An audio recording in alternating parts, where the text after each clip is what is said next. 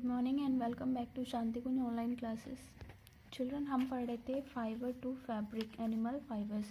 तो इस चैप्टर में हमने rearing and breeding sheep last class में पढ़ा था। आज हम पढ़ेंगे carding, dyeing and spinning and weaving. तो carding, after cleaning and selected wool fibre and pass through roller, this straighten the fiber and remove the unwanted matter. The fiber are surrounded again and dried. तो इसमें करते क्या है कि हम जब clean कर लेते हैं वूल फाइबर को, उसके बाद में इनको रोलर्स के थ्रू पास करते हैं और यहाँ पर हम इसको स्ट्रेट कर लेते हैं।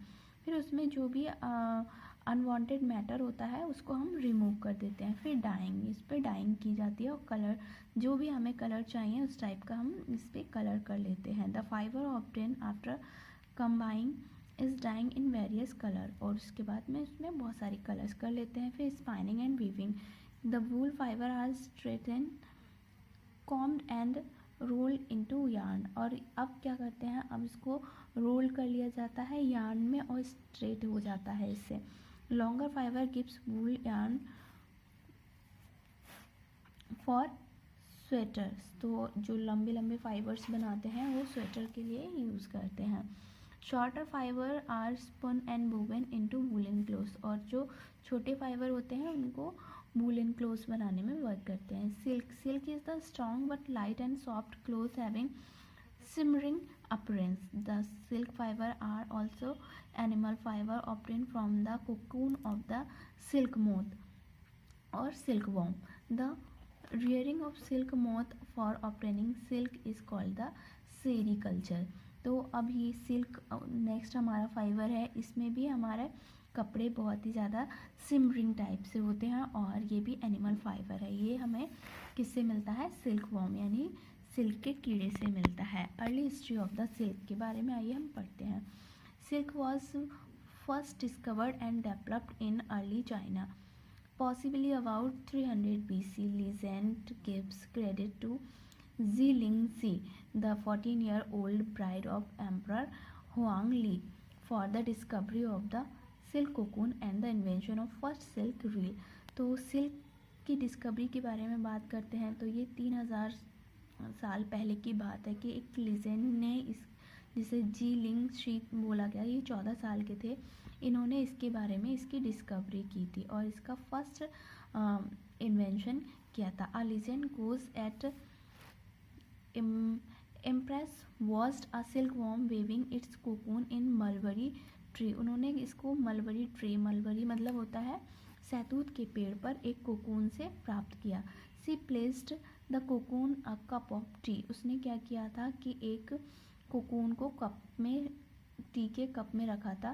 सी was drinking to soften it and pulled out a beautiful thread, उसने क्या किया, इसको उस टी में डाला और उसके बाद में इससे बहुत ही लंबा सुंदर सा एक थ्रेड निकाला। She then cultivated enough silk worm to make clothes, उसने फिर बहुत सारे इकट्ठे किए और उससे कपड़े बनाना स्टार्ट कर दिया। Until 300 AD only the Chinese know how to make silk and they guarded their secret जीलियसली।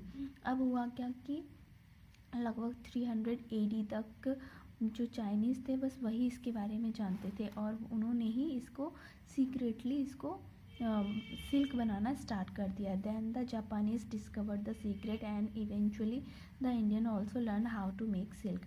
फिर उसके बाद में जापानीज़ लोगों को पता चला और उन्होंने इस सीक्रेट को छुपा के रखा, लेकिन फिर भी इंडिया को पता चली गया और फिर अब इंडियंस भी बनाने लग गए। Life history of silk moth, अब सिल्क मॉथ की लाइफ हिस्ट्री क्या होती है। There are 4 stage in life cycle of the silk moth, egg, caterpillar, pupa and adult. इसके 4 स्टेज होते हैं, पहले एग बनता है, फिर कैटरपिलर, उसके बाद प्यूपा और उसके बाद में अडल्ट सिल्क बन जाता है, सिल्क वॉर्म बन जाता है। The female silk moth lies 100 of tiny eggs on the mulberry leaves, जो फीमेल होती है वो क्या करेगी, मलबरी की पत्तियों पर एक बार में 100 से ज़्यादा एग्स देती है। The larva that has out of the egg are called caterpillar, फिर उसमें जो लार्वा होता है वो उसे हम कैटरपिलर कहते हैं, वो एग को हैच करता है यानी सीखता है। Caterpillar feed on mulberry leaves and grow in size. Caterpillar क्या करेगा, मलबरी लीव्स को खाता है और इससे साइज बढ़ता चला जाता है। When a caterpillar is ready to enter the pupa stage it stop feeding and its salivary gland secret fibre around the pupa. और जब ये जो हमारा कैटरपिलर होता है ये प्यूपा स्टेज में आता है तब ये मलबरी की जो लीव्स हैं उन्हें खाना बंद कर देता है और इस तरह से सिलेब्री ग्लैंड से प्यूपा रिसने लगता है। The fibre is made of protein which harden on exposure to cut forms a cover around the pupa which is called the cocoon. जो भी ये हमारा प्यूपा होता है ये प्रोटीन्स का बना हुआ होता है और फिर उसे हम कोकून कहते हैं। It is ball shaped and is formed of silk fibre. और ये बॉल शेप का होता है और इसी से सिल्क फाइबर बनता है। Further development of silk moth continues inside the cocoon. और इसके बाद में वो कोकून बनाता रहता है और उससे सिल्क बनता रहता है। At the end of the pupa stage moth cut the silken fibre of the cocoon and the young moth flies out. फिर उसके बाद में कोकून से यंग मोथ बन जाता है और फिर वो उड़ जाता है। From cocoon to silk. अब कोकून से सिल्क कैसे बनती है इसके भी कुछ स्टेप दिए हुए हैं। The egg of silk moth are store on strip of cloths और paper and are sold to silkworm farmers. अब जो भी सिल्क मोथ होते हैं वो उसके एग पेपर पे कलेक्ट कर लिए जाते हैं और फिर उसके बाद में फार्मर उससे सिल्क वॉर्म से सिल्क बनाते हैं। The eggs are kept by the farmer under the hygienic condition and under control temperature and humidity until the caterpillar come out of the shell.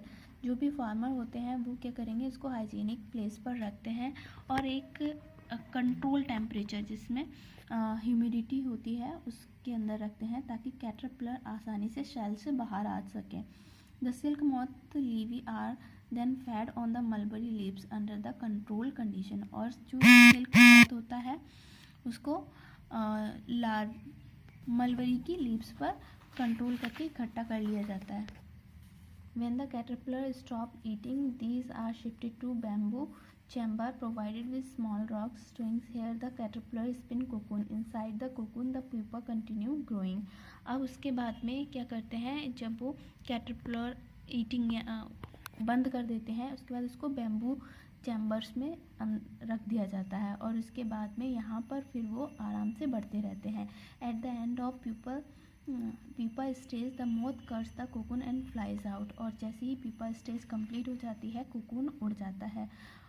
Fully grown cocoon are sorted out according to their colour size shape and texture. और जब पूरी तरह से cocoon बन जाता है तो उनके कलर साइज और शेप के अकॉर्डिंग उनको कलेक्ट कर लिया जाता है। तो इस तरह से हमारा सिल्क फाइबर हम बना लेते हैं।